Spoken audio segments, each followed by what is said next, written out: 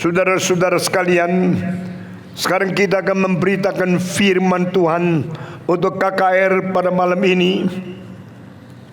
Di dalam Alkitab berkata, pada waktu perjanjian baru dimulai, Tuhan Yesus tidak langsung muncul, tetapi dia kirim seorang pemuda umur 30 berada merintis di depan dia.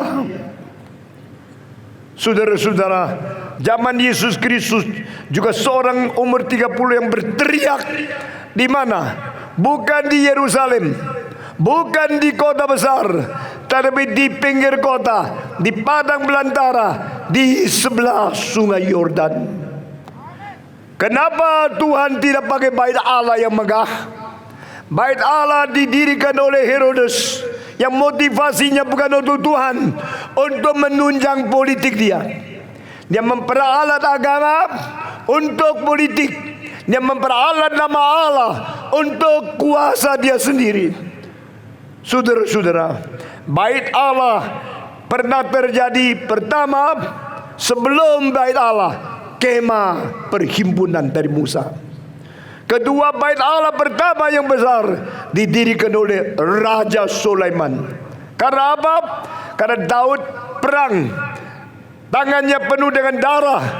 Tuhan berkata, engkau tidak boleh membangun baitku.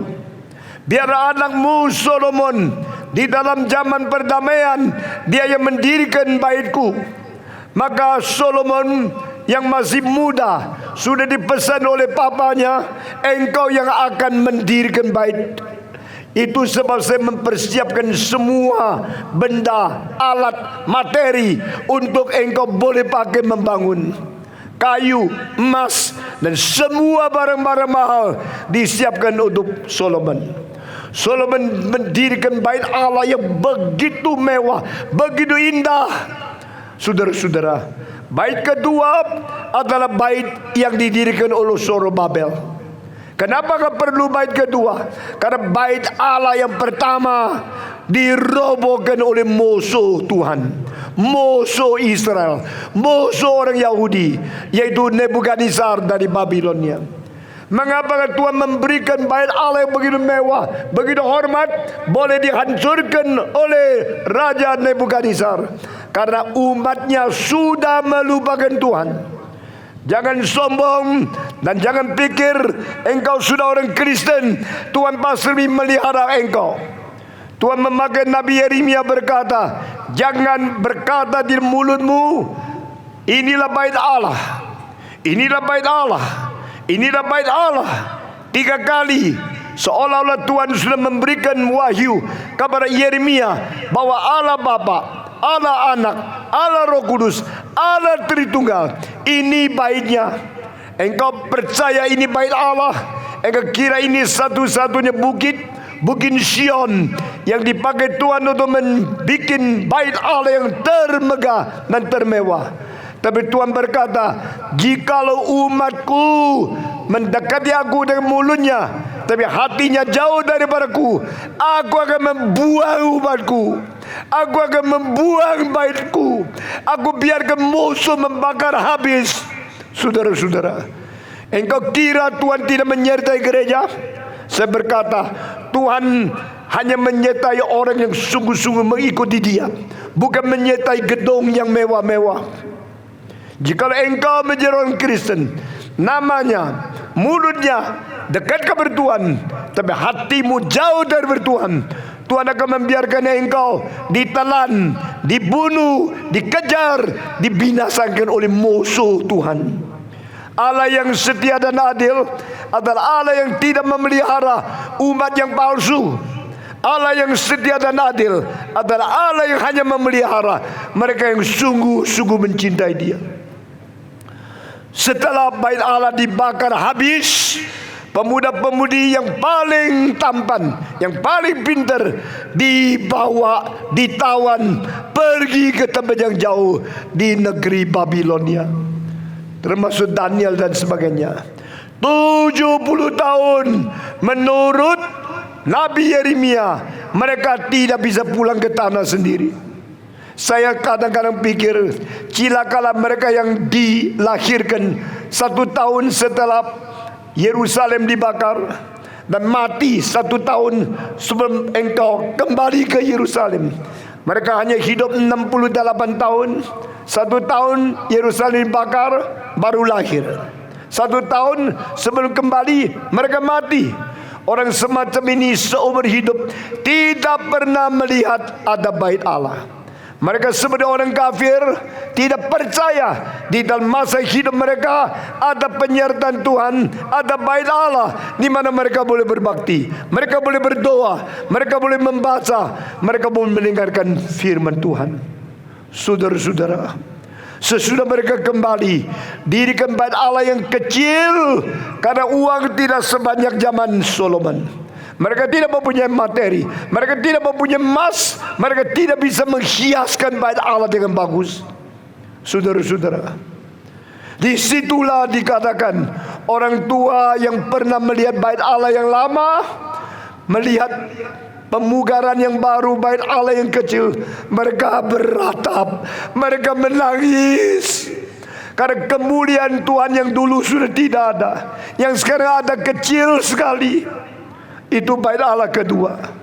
Tetapi zaman Yesus lahir di dunia, terdiri satu bait Allah yang lebih besar dari bait Allah Solomon. Maka orang Yahudi senang, tapi mereka tidak tahu ini adalah bait Allah didirikan dengan motivasi yang tidak beres. Ini adalah bait Allah yang didirikan oleh memegahkan seseorang, Herodes besar. Herodes membangun bait Allah untuk mensuap hati orang Yahudi supaya rela takluk kepada dia. Berapa banyak orang politikus memperalat agama untuk memperkuat kuasa pemerintahan dia. Tuhan melihat itu, sebab pada waktu Tuhan kirim Nabi Yohanes Pembaptis untuk membuka jalan bagi Yesus Kristus di dalam era yang baru, perjanjian yang baru. Tuhan tidak suruh Yohanes khotbah di bait Allah yang megah. Saudara-saudara, 47 tahun saya kembali ke Minahasa. Saya melihat banyak gereja yang megah-megah, kantor sinode yang megah. Tapi jangan lupa, yang penting bukan gedung, yang penting iman. Amin. Yang penting bukan kelihatan gedung yang mewah, yang penting iman yang sejati kepada Yesus Kristus. Alkitab berkata di Injil Lukas pasal 3, pada waktu Herodes menjadi raja di Yerusalem, Lisanius menjadi raja di tanah Galilea dan sebagainya, Roh Allah turun bukan kepada bait Allah. Roh Allah turun bukan kepada Herodes. Roh Allah bukan turun kepada tempat yang mewah di dalam Yerusalem. Roh Allah turun kepada seorang pemuda umur 30 yang namanya Yohanes Pembaptis di padang belantara. Mengapa? Tuhan tidak mementingkan gedung. Tuhan mementingkan manusia yang sungguh-sungguh taat kepada Dia. Jangan sombong kita mempunyai gedung gereja yang besar. Jangan sombong kita mempunyai kantor yang mewah. Jikalau kita harus megah, megahlah. Kalau Tuhan mau membangkitkan pemuda-pemudi yang suci, yang terbaik, yang mencintai Tuhan, yang berbakti kepada Allah dari gereja Tuhan di sini juga. Saudara-saudara, Yohanes Pembaptis tidak ada uang. Dia tidak bisa bikin panggung sebesar ini. Dia tidak mempunyai sound system. Dia tidak mempunyai mikrofon dan speaker. Dia harus berteriak dengan suara badan yang begitu kecil untuk ribuan orang yang datang kepada dia. Saya ingin menangis di dalam hati saya seumur hidup.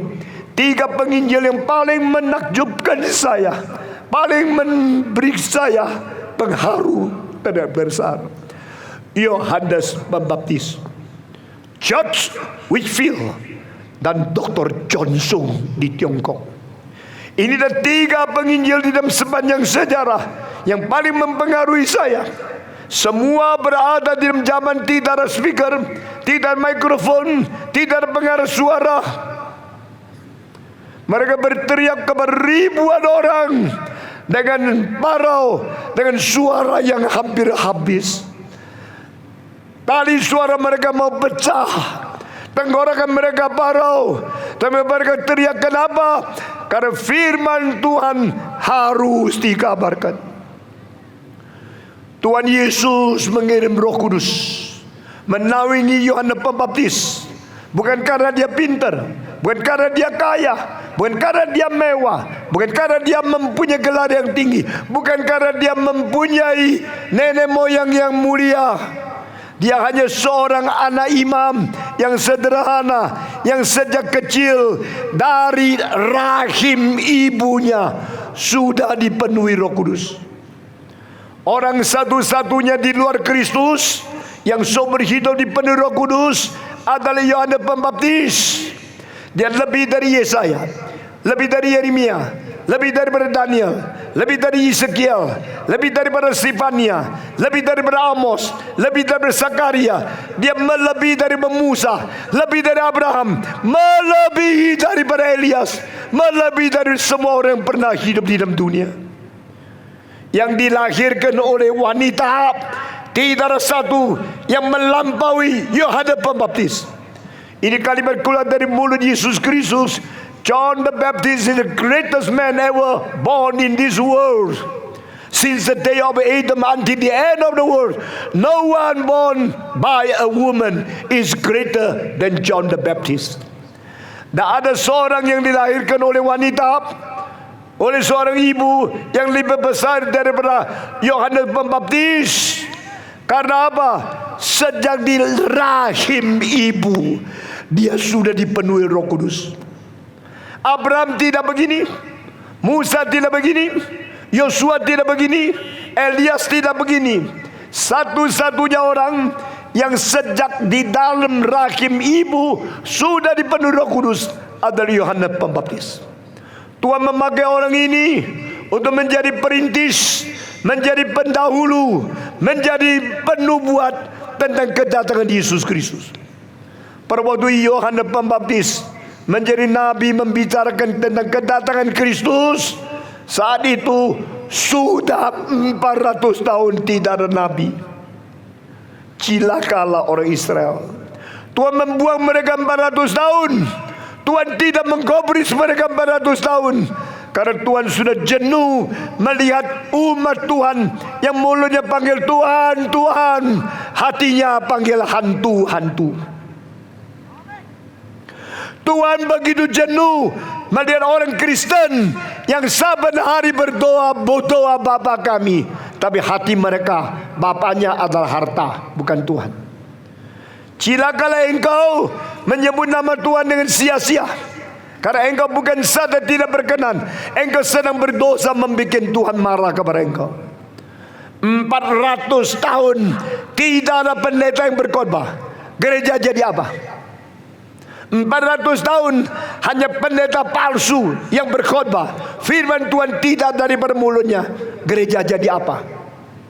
Bayangkan 400 tahun tidak ada satu nabi yang berkata-kata firman Tuhan kepada Israel. Lalu orang Israel menanti. Mereka tidak mendapatkan Mesias, juga tidak mendapatkan seorang nabi pun. 400 tahun peperangan terjadi terus, penjajahan terus datang, musuh terus menjajah, memiliki tanah Israel. Pada saat Yesus di dunia, Israel sedang dijajah oleh tentara Romawi. Kaisar mengklaim Yudea sebagai salah satu provinsi dan berkerajaan Romawi. Lalu Kaisar Romawi mengutus Pilatus untuk menjadi gubernur yang berada di tanah Yerusalem.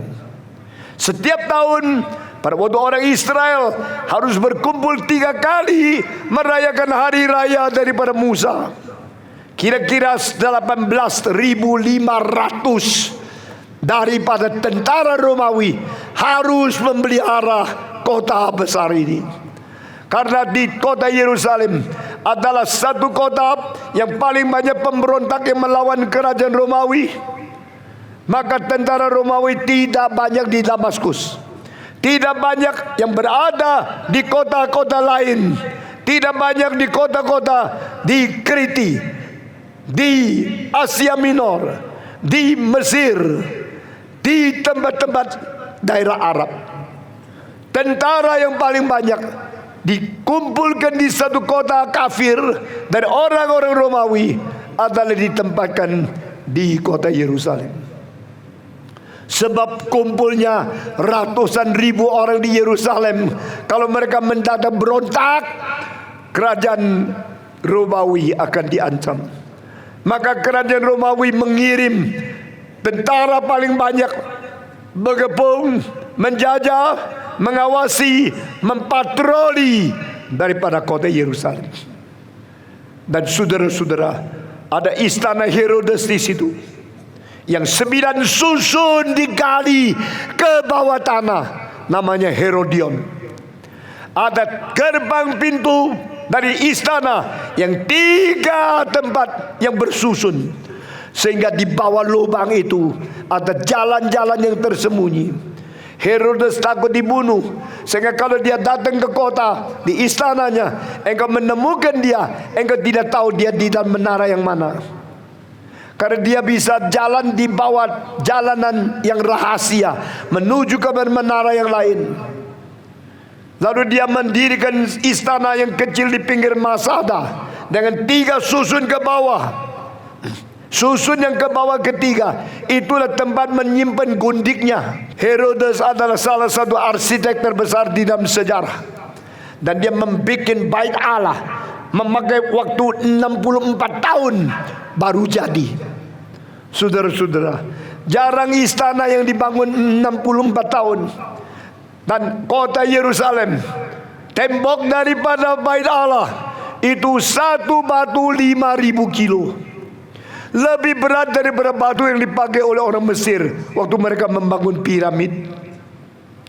Piramid yang tingginya 155 kaki atau kira-kira 40 susun rumah sekarang tingginya, menahan rekor 4.000 tahun tidak pernah disaingi.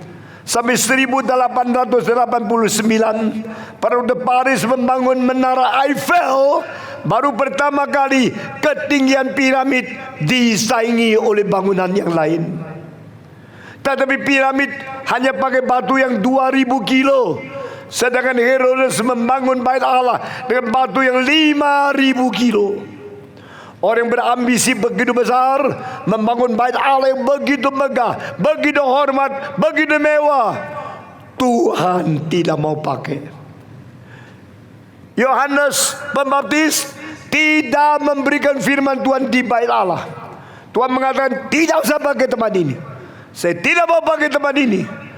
Oh, engkau Yohanes Pembaptis menjadi perintis, menjadi pendahulu, menjadi pembuka jalan bagi anakku Yesus Kristus. Berkhotbahlah bukan di bait Allah, bukan di Yerusalem, tetapi di pinggir sungai Yordan. Engkau berkhotbah di padang belantara. Yohanes Pembaptis tidak mempunyai uang bikin panggung. Yohanes Pembaptis tidak mempunyai uang sewa gedung. Yohanes Pembaptis tidak mempunyai segala fasilitas lain atau pasang kursi untuk orang dengar seperti hari ini. Yohanes Pembaptis cuma ada firman Tuhan. Dia tidak ada tentara, dia tidak ada panitia, dia tidak ada orang kaya mendukung, dia tidak ada rombongan yang datang. Yohanes Pembaptis hanya bersandar kepada Tuhan. Dia hanya membawa firman Tuhan. Yang lain tidak ada. Emas tidak ada pada dia, perak tidak ada pada dia, kedudukan tidak ada pada dia, kemuliaan tidak ada pada dia, kekayaan tidak ada pada dia, backing tidak ada pada dia. Dia berteriak, dan teriakan dia menggempakan satu zaman. Sehingga sebelum Yesus datang, setengah tahun 6 bulan, dia mempersiapkan hati seluruh bangsa untuk menyambut Yesus Kristus. Saudara-saudara, seorang bernama Paul Tillich, teolog daripada Amerika, mengatakan John the Baptist is the greatest reductionist. Dia adalah orang yang terbesar di dalam mempersederhanakan, menyimpulkan, fokuskan seluruh perjanjian lama. Perjanjian lama yang lebih dari berjutaan huruf, dari Kejadian sampai Maliaki, yang menulis buku perlu kira-kira 1.500-600 tahun.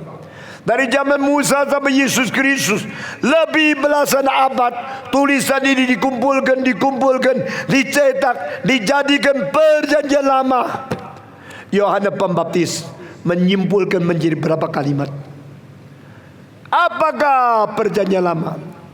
Apakah isi daripada 5 buku Musa? Apakah makna daripada buku sejarah?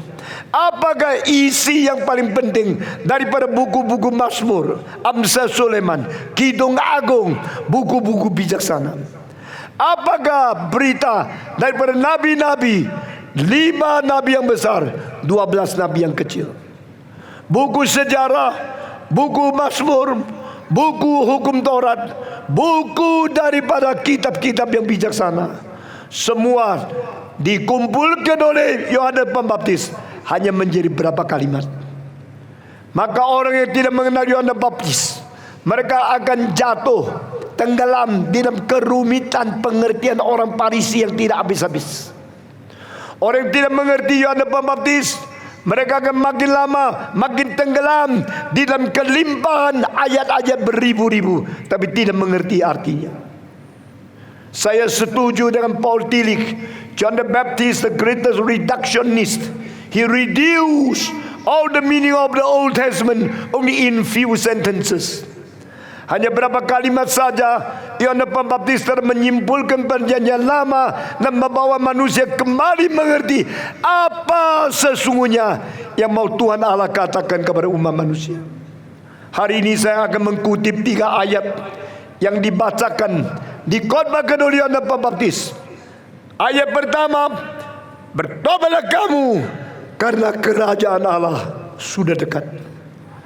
Di dalam seluruh kitab suci ada kerajaan dunia, raja-raja yang berdosa memerintah, raja-raja korupsi, raja-raja yang diktator, raja-raja yang tidak tahu malu, hanya mau uang, mau perempuan. Mereka memimpin manusia dan mereka hidup lebih rusak, lebih berzina, lebih keji daripada orang biasa. Rakyat-rakyat yang dipimpin oleh diktator-diktator lebih bersih. Saudara-saudara, di hadapan Tuhan, semua diktator-diktator, semua pemimpin-pemimpin adalah orang paling jahat. Tapi Tuhan sementara membiarkan mereka melakukan kejahatan, kelihatan mulia, sesuai dibuang mereka ke dalam neraka. Jangan menjadi pemimpin korupsi. Jangan menjadi gubernur korupsi. Jangan menjadi wali kota korupsi. Jangan menjadi bupati korupsi. Karena tujuanmu terakhir adalah neraka. Mereka sama sekali tidak lebih baik dari rakyat jelata. Demikian Herodes, demikian Kaisar, demikian Pilatus, termasuk pemimpin agama seperti Kayafas. Bagian mereka adalah neraka. Tetapi waktu mereka hidup di dunia, mereka sebagai orang yang hebat, menguasai politik, agama, masyarakat, dan militer. Tapi Tuhan mengetahui hati sanubari manusia. Saudara-saudara, pada waktu Yohanes Pembaptis datang ke dalam dunia, dia tidak cari muka daripada politikus. Dia tidak minta senang daripada kaisar-kaisar. Dia tidak menyenangkan Herodes. Dia berani berkhotbah dengan keras. Dia berani menuding kepada hidung Herodes, engkau cilakalah, karena engkau telah merampas istri kakakmu dan jadikan itu istrimu. Engkau berdosa di hadapan Tuhan. Pendeta seperti ini sekarang sedikit sekali. Pendeta yang berani membongkar dosa, pendeta yang berani menuding ke dalam hidung orang yang pembesar, pendeta yang berani memberikan ronsen, X-ray, mempaparkan kejahatan-kejahatan manusia, pemimpin-pemimpin. Makin lama makin sedikit. Saudara-saudara, Yohanes Pembaptis adalah hamba Tuhan yang dikirim dari Allah. Di dalam Yohanes pasal 1 katakan, ada satu orang yang dikirim daripada Allah, namanya Yohanes, bersaksi bagi kebenaran. Saya waktu menyelidiki seluruh kitab suci, selain Yesus diutus oleh Allah, tidak ada satu orang mempunyai hak menerima kalimat seperti ini. Ada satu orang dikirim daripada Allah, datang untuk bersaksi bagi kebenaran. Itu Yohanes. Yohanes menjadi patron saya. Yohanes menjadi contoh teladan pelayanan saya. Sejak muda umur 17, saya melayani Tuhan dengan berani, dengan sungguh-sungguh taat kepada Tuhan, dengan berani menegur dosa, membongkar kesalahan-kesalahan orang munafik.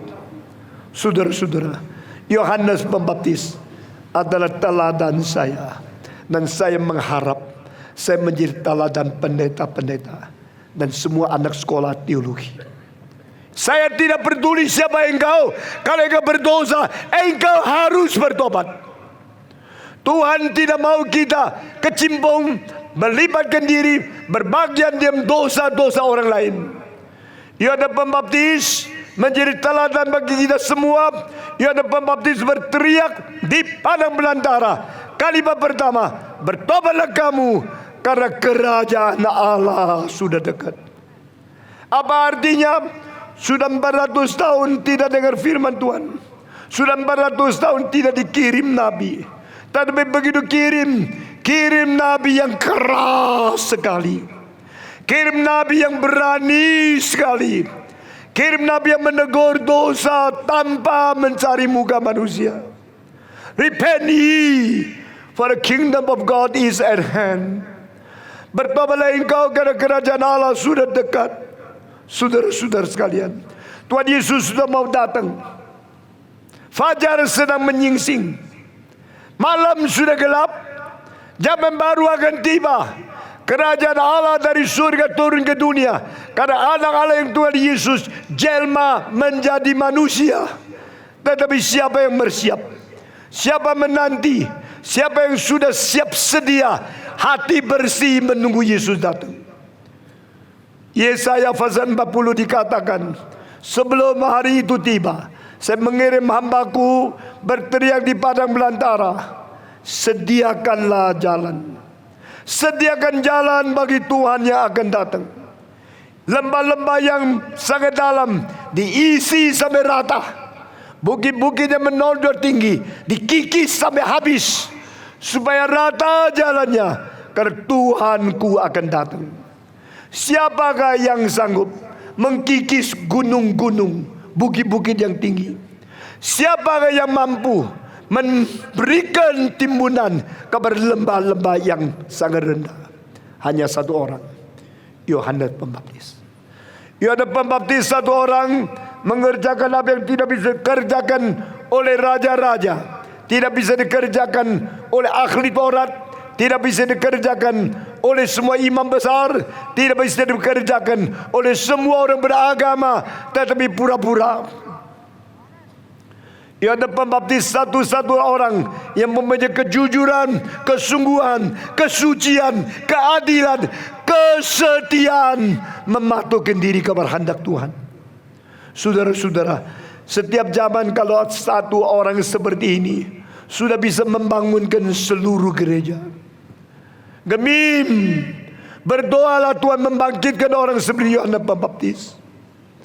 Gereja di seluruh Indonesia, Gemim, Gemit, Gemis, GPM, HKBP, dan semua HKI, GKI, seluruh Indonesia, termasuk gereja Katolik, gereja liberal, gereja Pantekosta, gereja karismatik, berdoalah supaya Tuhan membangkitkan orang seperti Yohanes Pembaptis, jujur, setia, adil, berani, rendah hati, taat, patuh kepada kuasa Tuhan, sehingga mulutnya boleh dipakai oleh Tuhan. Saudara-saudara, saya berkata kepada saudara, di dunia yang paling berharga bukan emas, di dunia paling berharga bukan perak, di dunia paling berharga bukan mutiara, di dunia paling berharga bukan berlian. Di dunia ini paling berharga adalah mulut yang bicarakan firman Tuhan yang sejati. Karena manusia hidup bukan dengan roti saja, tetapi dengan setiap perkataan keluar dari mulut Allah. Amin. Saudara-saudara, jika di tanah Minahasa boleh mendengarkan firman Tuhan yang sejati, berbahagialah Minahasa. Di dalam gereja ada pemuda-pemudi yang sungguh-sungguh dipakai Tuhan, diurapi Roh Kudus, keluar dari mulutnya firman Tuhan yang sejati. Bahagialah zaman itu. Yohanes Pembaptis mengatakan kalimat pertama, bertobatlah kamu, karena kerajaan Allah sudah dekat. Kalimat ini akan mengkikis habis bukit-bukit yang tajam, yang tinggi, yang sombong. Kalimat ini akan menghibur, menimbun lembah-lembah daripada depresi, lembah-lembah daripada frustrasi, lembah-lembah dari kegagalan orang di dalam ekonomi, di dalam psikologi. Saudara-saudara, hanya firman Tuhan yang bisa menjadikan orang minder menjadi orang normal. Hanya firman Tuhan yang bisa menurunkan orang superior menjadi orang normal, sehingga kita semua anggap sama, rata di hadapan Tuhan. Yang kaya jangan sombong, yang miskin jangan minder, karena di hadapan Tuhan tidak ada kaya miskin. Semua manusia dicipta menurut peta teladan Allah. Yohanes Pembaptis penting karena dia berbicara, dan kalimat pertama merubah dunia melalui pertobatan. Bertobatlah kamu, karena kerajaan Allah sudah dekat. Barang siapa menerima Yesus, barang siapa mempersiapkan hati untuk undang Yesus masuk, dia harus bertobat, meninggalkan dosa, merendahkan diri, minta pengampunan dari Tuhan, dan undang Yesus masuk dalam hatinya. Bertobatlah engkau, karena kerajaan Allah sudah dekat. Inilah kalimat pertama daripada seluruh kesimpulan seluruh perjanjian lama yang akhirnya menyimpul menjadi 3 kalimat. The first sentence as a reduction of the whole Old Testament. Repent ye, because the kingdom of God is at hand. Di dalam Yesaya pasal 65, Tuhan berkata, sepanjang hari aku melambaikan tanganku dan mengundang umatku kembali kepadaku. Niscaya mereka tidak dengar dan tidak menyahut, tidak membalas panggilanku. Sampai kapankah engkau, umat yang dicipta oleh Tuhan, melawan Tuhan, mengabaikan Tuhan, menghina Tuhan, menolak panggilan undangan Tuhan untuk bertobat? Mari kita mendengarkan kalimat ini.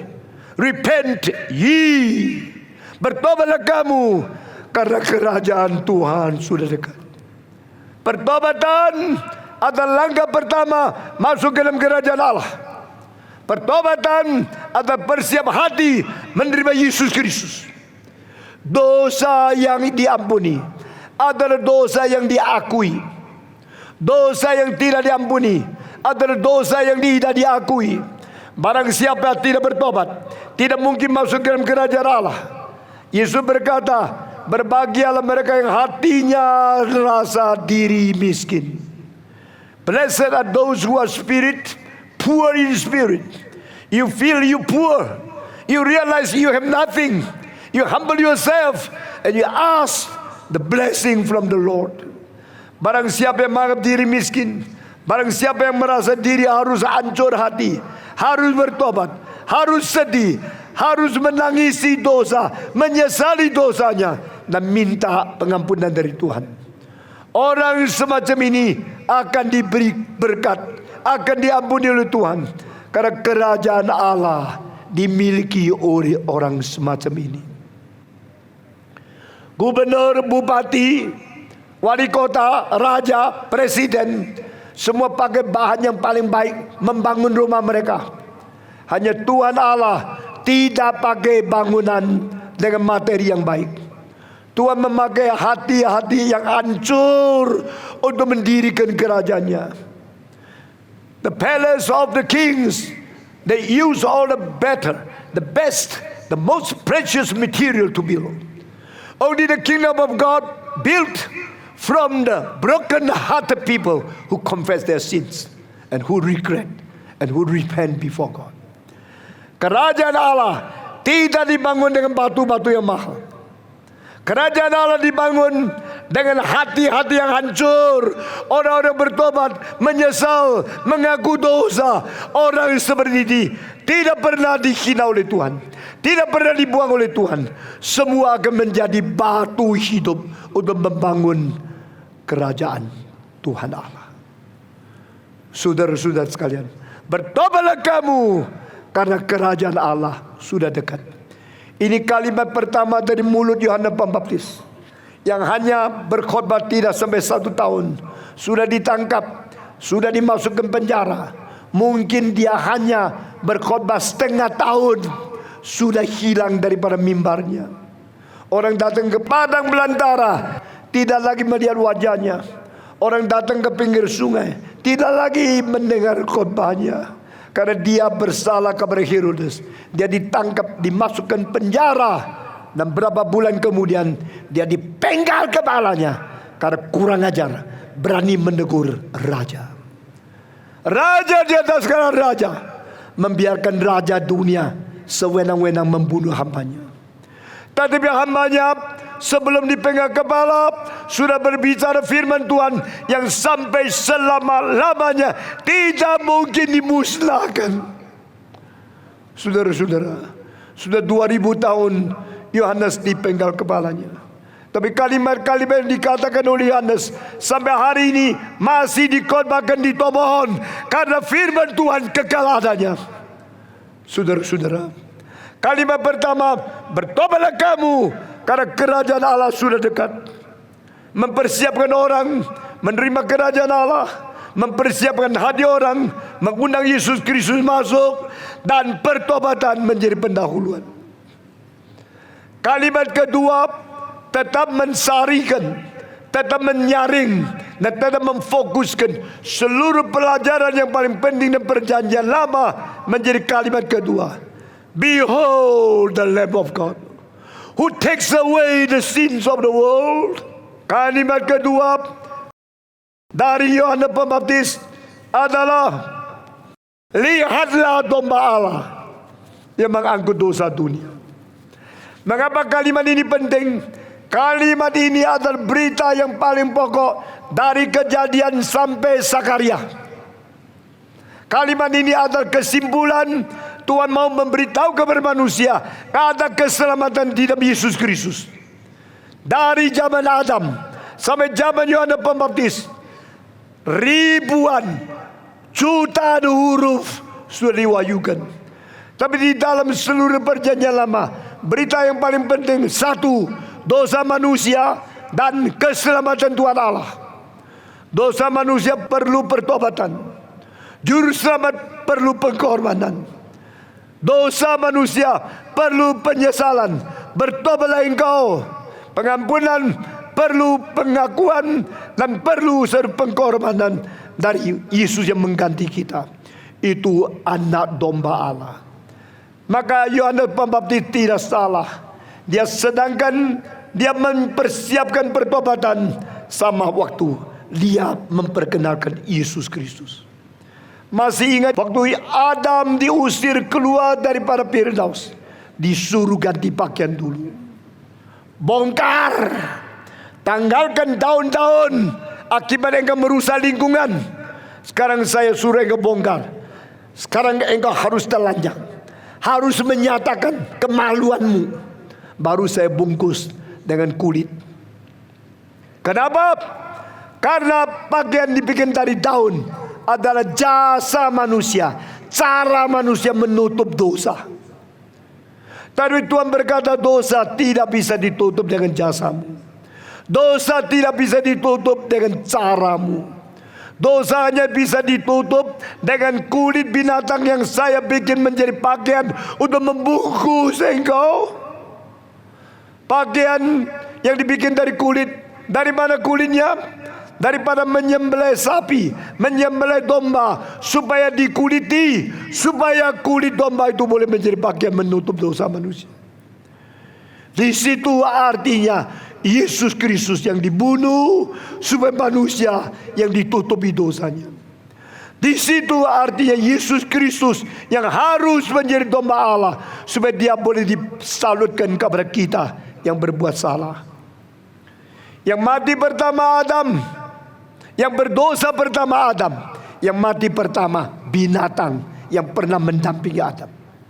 Pada waktu Adam melihat pakaian kulit yang dipakai kepada dia, di pinggirnya ada mayat daripada domba, lembu yang dibunuh oleh Tuhan. Dia baru mengerti, ini namanya substitusi. Ini namanya penggantian. Ini namanya domba yang mati mengganti saya. Dari Kejadian terus sampai hari Paskah, orang Israel keluar daripada tanah Mesir, mereka harus bunuh seekor domba, lalu dicoretkan di atas ambang pintu supaya malaikat melewat darah, malaikat melewati mereka, tidak membunuh anak yang sulung. Ini merupakan tanda pengertian kematian Yesus mengganti kita. Paulus berkata kepada orang Korintus, Kristus adalah anak domba Paskah itu. Saudara-saudara, di dalam 5 macam persembahan Musa kepada Tuhan, ada persembahan yang disebut korban dosa, korban kesalahan. Ini harus membunuh domba, bunuh lembu, harus membunuh merpati, supaya darah dialirkan, dosa manusia diampuni. Ini berarti ini mewakili Kristus yang akhirnya datang ke dalam dunia. Saudara-saudara, demikian engkau melihat di dalam nabi-nabi ada seorang akan datang mengalirkan darah supaya dosa Israel ditebus dan dihapuskan. Semua ini adalah menunjukkan simbol, dan semua ini adalah nubuat tentang kedatangan Yesus Kristus. Seluruh perjanjian lama penuh dengan kiasan, dengan simbol, dengan persiapan untuk menerima Yesus Kristus. Tetapi siapa paling mengerti? Yohanes Pembaptis. Yohanes Pembaptis yang kalimat kedua mengatakan, "Behold the Lamb of God who takes away the sins of the world." Yesus Kristus, anak Allah, menjadi anak domba di dunia, menjadi orang dipaku di atas kayu salib. Lihatlah dia. Tanpa melihat Yesus, engkau tidak melihat kemuliaan Tuhan Allah. Tanpa mengerti Yesus, engkau tidak sadar pengampunan dosa dari Allah. Domba darahnya tidak bisa mengampuni dosa. Allah berjanji dengan orang Israel melalui penyembelih binatang, mengalirkan darahnya. Tapi Allah berjanji dengan gereja melalui menyembelih anaknya dan darah Yesus Kristus di atas kayu salib. Tanpa mengalirkan darah, tidak ada pengampunan dosa. Dan darah domba dan lembu tidak bisa mengampuni dosa. Demikian menurut buku Ibrani juga. Tapi dengan darah Yesus Kristus, darah anak Allah satu-satunya yang dialirkan di atas kayu salib, Tuhan berkata, dosamu diampuni, dosaku diampuni. Because the precious blood of Jesus Christ shed on the cross, He was crucified there, and He gave His life. He shed His blood for you and for me. Darah yang tidak bercacat celah, darah yang suci, darah yang mempunyai sifat ilahi, darah yang dialirkan menjadi pengganti engkau dan saya, sudah dicurahkan di atas Golgota. Siapa yang mengerti ini? Yohanes Pembaptis di dalam kalimat pertama, bertobatlah kamu karena kerajaan Allah sudah dekat. Di dalam kalimat kedua, behold the Lamb of God who takes away of the sins of the world. Lihatlah anak domba Allah yang mengangkut dosa seluruh dunia. Siapakah yang bisa membereskan dosa manusia? Satu-satunya yang bisa membereskan dosa seluruh dunia hanya Yesus Kristus. Saudara-saudara, hanya anak Allah yang bisa membereskan dosa manusia. Tidak ada seorang nabi, tidak ada seorang pendiri agama yang darahnya boleh digalirkan untuk mengampuni dosa orang lain, karena diri mereka adalah orang yang berdosa. Satu-satunya yang tidak berdosa dan mengalirkan darah untuk orang berdosa yang lain, yaitu anak Allah, Yesus Kristus. Kita bersyukur kepada Tuhan. Barang siapa yang percaya kepada Yesus Kristus mendapatkan keselamatan, mendapatkan pengampunan, mendapatkan hidup yang kekal untuk selama-lamanya. Tidak ada juru selamat di luar anak Allah yang tunggal. Tidak ada penebusan di luar Yesus Kristus inkarnasi. Tidak ada meterai di mana orang menerima hidup kekal kecuali Yesus masukkan hati kita. Behold the Lamb of God who takes away the sins of the world. Lihatlah anak domba Allah yang mengangkut dosa seluruh umat manusia. Kita bersyukur kepada Tuhan. Yang mati bagimu hanyalah Yesus Kristus yang dibaku di atas salib. Dia bukan saja mati, dia bangkit untuk mengalahkan penguasa maut, yaitu iblis. Kita bersyukur kepada Tuhan. Kita memiliki juru selamat satu-satunya di dunia. Itulah sebab saya menjadi Kristen. Itulah sebabnya engkau harus menjadi orang Kristen. Saya dilahirkan di dalam bukan keluarga Kristen. Nenek moyang penyembah nenek moyang. Papa saya seorang pintar sekali, disebut doktor perdagangan. Dia mengerti 10 macam bahasa. Papa saya diundang dari Tiongkok ke Semarang menjadi general manager dari salah satu company yang terbesar di antara 2 company di seluruh Asia Tenggara, dengan profit 1 tahun $90 juta, kira-kira 100 tahun yang lalu. Saudara-saudara, papaku orang pintar luar biasa. Tetapi saudara-saudara, dia tidak mengenal Tuhan. Dia telah untung uang banyak sekali. Dia menjadi orang milioner.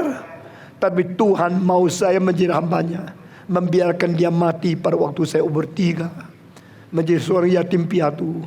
Akhirnya saya tidak bersandar kepada siapa, hanya bersandar kepada Tuhan.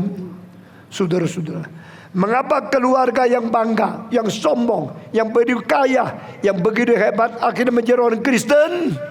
Karena akhirnya Tuhan menunjukkan kemuliaan Yesus Kristus. Saudara-saudara, kalau bukan Yesus menyelamatkan, tidak ada orang menjadi anak-anak Tuhan. Jika bukan Yesus menyelamatkan, tidak ada orang dosanya diampuni. Siapa perlu Yesus? Orang kaya perlu Yesus, orang miskin perlu Yesus, presiden perlu Yesus, miskin perlu Yesus, pengemis perlu Yesus. Setiap orang memerlukan Yesus Kristus, karena dia adalah domba Allah yang mengangkut dosa seluruh dunia. Inilah kalimat kedua yang keluar dari mulut Yohanes Pembaptis, yang menyimpulkan seluruh perjanjian lama. Hanya dalam beberapa kalimat yang paling penting. Kalimat yang ketiga yang dikatakan oleh Yohanes Pembaptis untuk menunjukkan seluruh rencana Tuhan Allah adalah dia berkata, aku membaptiskan engkau dengan air saja, tetapi ada satu yang datang belakangan aku, padahal dia berada di mendahului aku. Sebelum dunia dicipta dia sudah ada. Siapa itu? Yesus Kristus. Dia akan membaptiskan engkau dengan Roh Kudus. Sekarang gereja banyak kacau, banyak bingung, banyak tidak ngerti apa artinya baptisan Roh Kudus.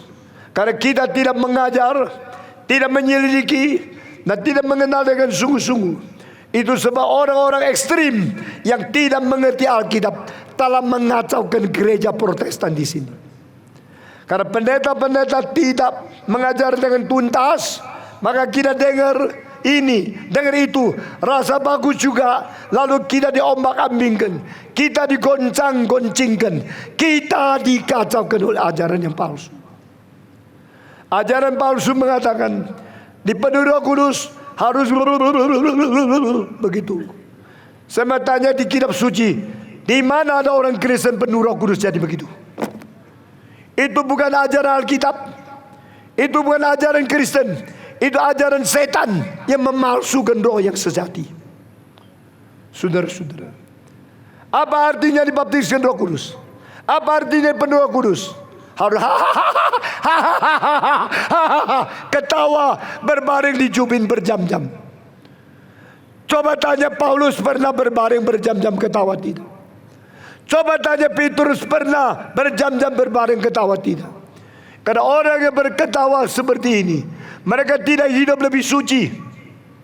Mereka yang tertawa berbahak-bahak tidak habis-habis dan tidak sadar mereka tidak lebih mengerti Alkitab. Roh Kudus adalah roh kebenaran. Roh Kudus adalah roh suci. Barang siapa dipenuhi Roh Kudus, dipenuhi oleh pengertian firman Tuhan karena roh kebenaran. Barang siapa dipenuhi Roh Kudus, dipenuhi oleh roh suci, hidupnya lebih mirip Tuhan. Saudara-saudara, mari kita kembali kepada Alkitab. Yohanes berkata, aku hanya membaptiskan engkau dengan air saja, tapi dia datang akan membaptiskan engkau dengan Roh Kudus.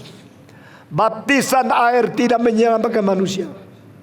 Baptisan air hanya satu pernyataan tekad bulat, saya menerima Yesus sebagai juru selamat. Baptisan air tidak menjamin kita masuk surga. Simon Magus sudah dibaptiskan tapi belum diselamatkan. Perampok di pinggir salib belum dibaptiskan tapi sudah diselamatkan. Baptisan air hanya upacara sakramen, harus kita jalankan. Tapi sakramen is not as important as the word of God.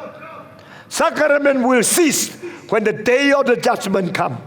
Sakramen will not be in heaven, but the word of God lasts forever and ever. Saudara-saudara sekalian, Yohanes berkata, aku hanya membaptiskan engkau dengan air saja, tapi engkau akan menerima baptisan dari Yesus Kristus. Yesus Kristus juga harus kita sebut sebagai Yesus Pembaptis. Kalau Yohanes Pembaptis, kita sebut Yohanes Pembaptis hanya karena dia membaptiskan dengan air. Yesus harus kita menyebut lebih Yesus membaptis, karena dia membaptiskan dengan Roh Kudus. Apakah artinya baptisan Roh Kudus? Jangan kira roh yang membaptiskan kita. Kita menerima baptisan Roh Kudus, bukan menerima baptisan dari Roh Kudus. Kita menerima baptisan dari Yesus yang memakai Roh Kudus mengkuduskan kita. Kita bersyukur kepada Tuhan yang membersihkan kita hanya 3. Pertama firman, kedua darah, ketiga Roh Kudus. Dan hal ini sudah dicantumkan di surat kabar tadi pagi. Engkau bisa baca. Itulah khotbah saya yang saya khotbahkan 2 hari yang lalu di Langoan.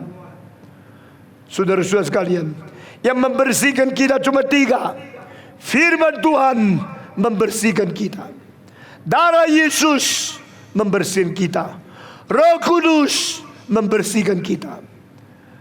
Roh Kudus atau roh kebenaran lebih penting dari kebenaran, karena kebenaran diwahyukan oleh Roh Kudus.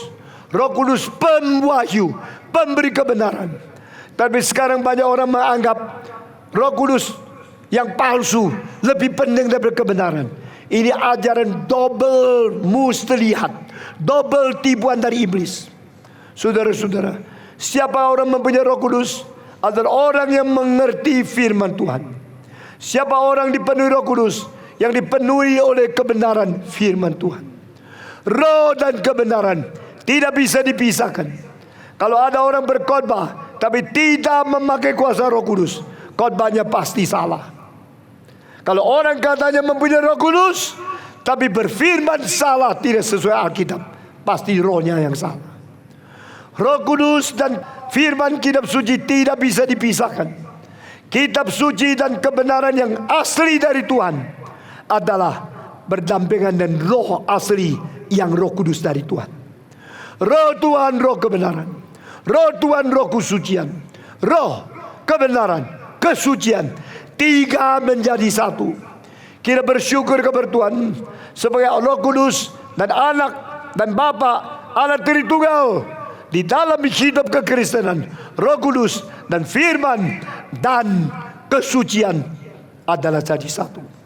Allah yang suci, Anak Allah, anak firman. Jadi Allah yang suci berada bersama dengan Roh Kudus. Anak Allah yang suci, firman bersama dengan Roh Kudus. Roh Kudus, firman, kesucian tidak bisa dipisahkan. Apa artinya baptis Roh Kudus? Yaitu Yesus Kristus memakai roh suci membersihkan orang dari orang berdosa statusnya menjadi orang kudus dan masuk ke dalam gereja yang kudus dan am. Apa artinya dibaptiskan Roh Kudus? Roh Kudus membersihkan kita dengan memakai darah Yesus yang dialirkan di atas kayu salib. Roh Kudus membersihkan kita dengan firman yang diwahyukan dari perjanjian lama dan perjanjian baru. Pada waktu kita mendengarkan firman, kita ikut kebaktian. Asal firman itu dikhotbah dengan sungguh-sungguh hatinya, sungguh-sungguh motivasinya, sungguh-sungguh pengertiannya, sungguh-sungguh tepat menurut Alkitab. Tak mungkin orang mendengarkan firman Tuhan hidupnya tidak menjadi lebih suci. Kesaksian yang tidak ada firman tidak ada arti. Kesaksian menonjolkan seseorang itu tidak mulia. Kesaksian meninggikan Kristus, kesaksian menyatakan firman, kesaksian sesuai dengan kitab suci, itulah kesaksian yang berfirman, dan itu mempunyai nilai yang tinggi. Saya tidak berani mengatakan diri saya hanya memperkenal Kristus, saya memperkenalkan Allah, memperkenal firman Allah, memperkenalkan ayat-ayat di dalam kitab suci. Seluruh kebaktian STEMI bukan menonjolkan satu orang, bukan menceritakan pengalaman satu orang, tapi menceritakan bagaimana Tuhan itu hidup. Tuhan mempunyai firman yang hidup, dan firman hidup menghidupkan orang yang mati menjadi orang Kristen yang hidup. Saudara-saudara sekalian, Roh Kudus dipakai oleh Kristus untuk membersihkan kita. Siapa kita tadinya? Kita orang berdosa, kita orang yang harus dihukum, kita orang yang murtad, Kita orang yang dimurkai oleh Tuhan Allah. Setelah Roh Kudus bekerja, bagaimana kita berubah? Kita menjadi orang yang tidak lagi murtad, tapi orang yang taat. Kita tidak lagi menjadi orang yang salah, berdosa dan najis. Kita dibersihkan. Kita menjadi anak murka dulu, sekarang kita menjadi anak yang dikasihi oleh Allah. The rebellious son become the beloved son. The son of the darkness become the sons of the light.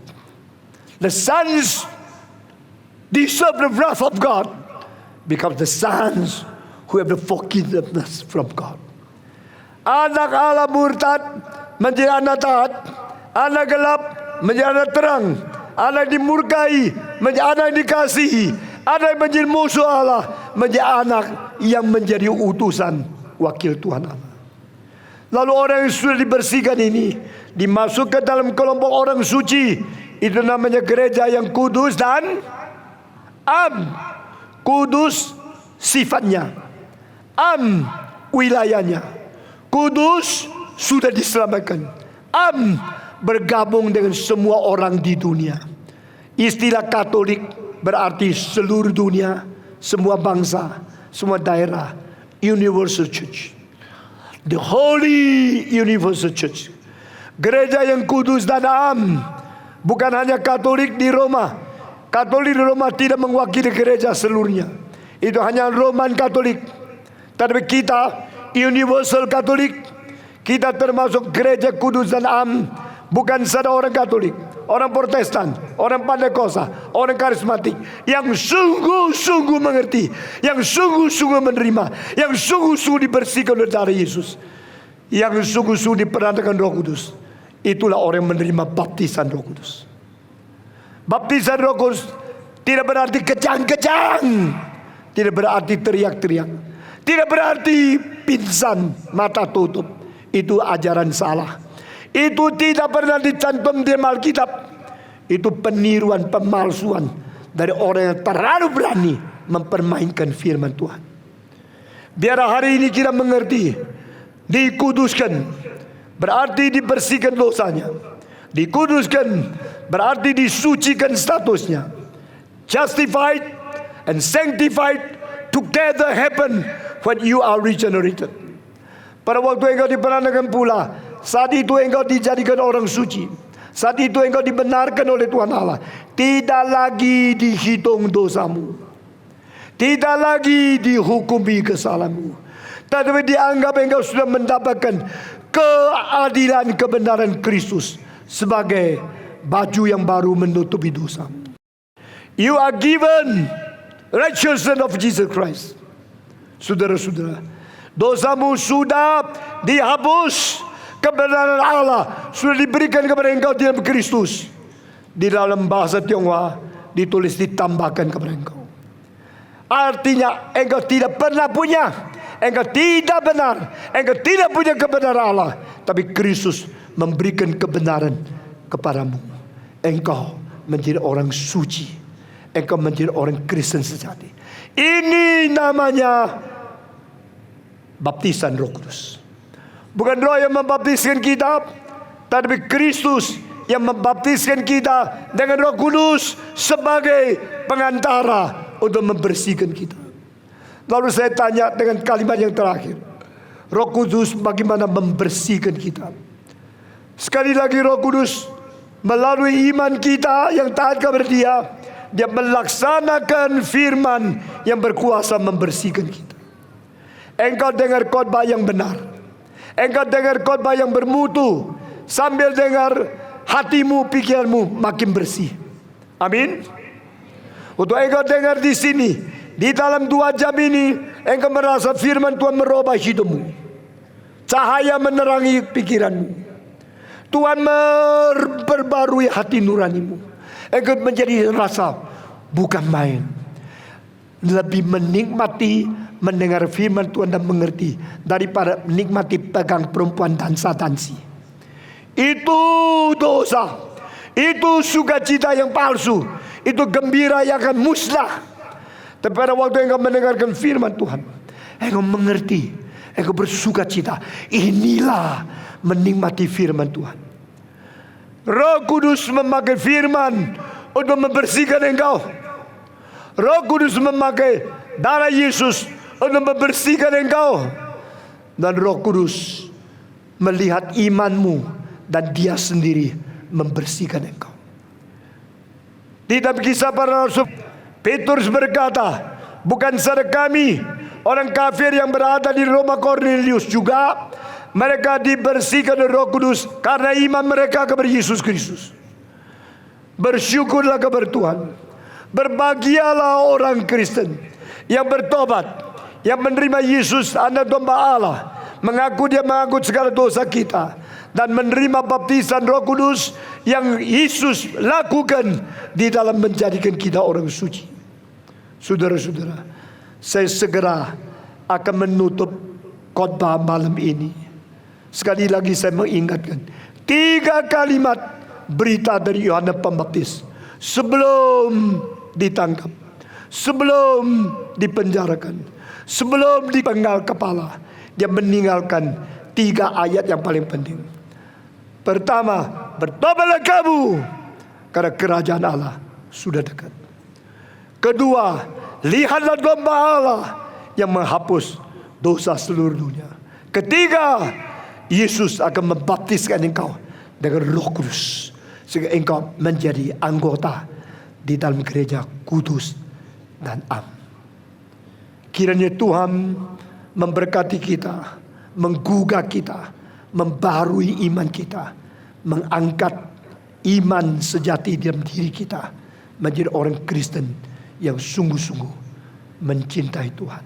Amin. Mari kita tunduk kepala. Khotbah sudah selesai. Sekarang saya menanya pertanyaan terakhir. Siapa yang berkata, Tuhan, saya sangat bersyukur hari ini saya sudah mendengarkan kesaksian yang indah. Saya sudah mendengar uraian firman yang begitu sempurna. Saya bersyukur kepadamu, Engkau menerima orang bertobat. Saya bersyukur kepadamu, Engkau domba Allah mengangkut dosa manusia.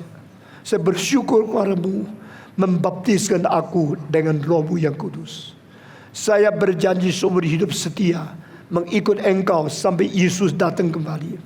Barang siapa yang berjanji beriman dan mengikut taat kepada Tuhan sampai Yesus datang kembali, orang Kristen semacam demikian, coba angkat tangan, nyatakan imanmu di hadapan Tuhan. Engkau berkata, saya juga. Angkat tangan. Siapakah yang mau setia ikut Tuhan seumur hidup? Sekarang ajukan tangan di hadapan Tuhan. Puji Tuhan, puji Tuhan, puji Tuhan, puji Tuhan. Tangan diturunkan. Saya menanya pertanyaan kedua. Siapa pemuda-pemudi yang berkata, Tuhan, jika Engkau mau pakai saya mau menjadi hamba-Mu. Hari ini saya menyerahkan diri. Saya juga mau mengikut Tuhan, bukan mau uang. Sebagaimana Stephen Tong dipanggil Tuhan, bagaimana engkau mau jalan? Aku menjawab, aku menjadi pekabar Injil untuk selama-lamanya. Siapa di tengah-tengah kita, anak muda di Tomohon, semua orang Kristen yang berkata, Tuhan, saya juga mau menjadi hamba-Mu. Kalau Tuhan panggil saya, jelaskan kehendak-Mu di dalam hati saya. Hari ini, malam ini, pemuda-pemudi yang mau menyerahkan diri menjadi hamba Tuhan, dipersilakan dengan hormat berdiri dan maju ke depan. Saya mendoakan pemuda-pemudi yang mau menjadi hamba Tuhan, sekarang berdiri dan sekarang maju ke depan. Kita menyanyi salimnya.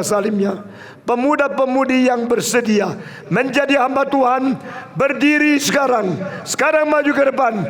Kita berdoa menyerahkan diri kepada Tuhan. Salimnya, salimnya, selamanya mulia.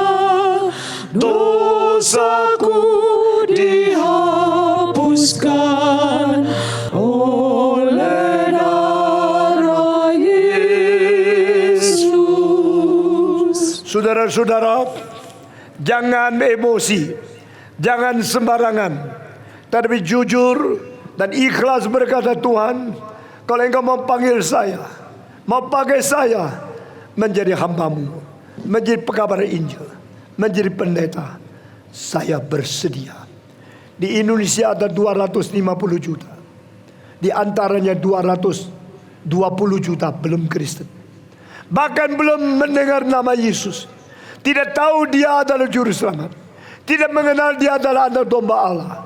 Siapa mengabari Injil kepada mereka kecuali orang Kristen.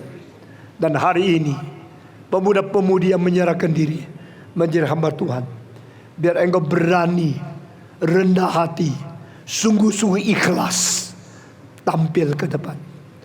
Tuhan memanggil engkau, Tuhan mau memakai engkau. Sudikah engkau mentaati perintah Tuhan? Dan semua yang hadir dalam kebaktian ini berdiri, kita membawa mereka ke dalam tangan Tuhan. Kita mendoakan pemuda-pemudi di Minahasa supaya mereka boleh menjadi orang yang sungguh-sungguh, yang dipomohon boleh dipanggil Tuhan menjadi hambanya yang setia. Saudara-saudara, mari kita semua tunduk kepala, dan saya akan meminta Pendeta Lim Kohan berdoa untuk kita yang menyerahkan diri. Mari kita berdiri, semua tutup mata, menerima doa dari Pendeta Lim Kohan. Bapa di surga, kami naikkan syukur dan berterima kasih ya Tuhan. Pada malam hari ini kami boleh mendengar kesaksian seorang anak muda yang bertobat, yang kembali kepada Tuhan, yang menyerahkan hidup untuk melayani Engkau ya Tuhan. Dan kesaksian itu sudah menggerakkan banyak orang untuk bertobat Tuhan. Dan kami juga bersyukur Engkau sudah memakai hamba-Mu yang Kau urapi untuk menyampaikan Injil Yesus Kristus. Dan kami semua hari ini ya Tuhan, hanya anak muda yang menyerahkan hidupnya hamba Tuhan. Kini Engkau teguhkan hidup mereka untuk setia sampai mati mengiring Tuhan, menjadi saksi Kristus. Ya Tuhan, mereka sudah taat panggilan Engkau, kuduskan mereka, lengkapi mereka dengan firman-Mu, dan utus mereka untuk melayani dunia yang gelap ini, manusia kembali kepada Tuhan. Inilah Tuhan doa kami, demi nama Tuhan Yesus Kristus kami berdoa. Amin. Amin.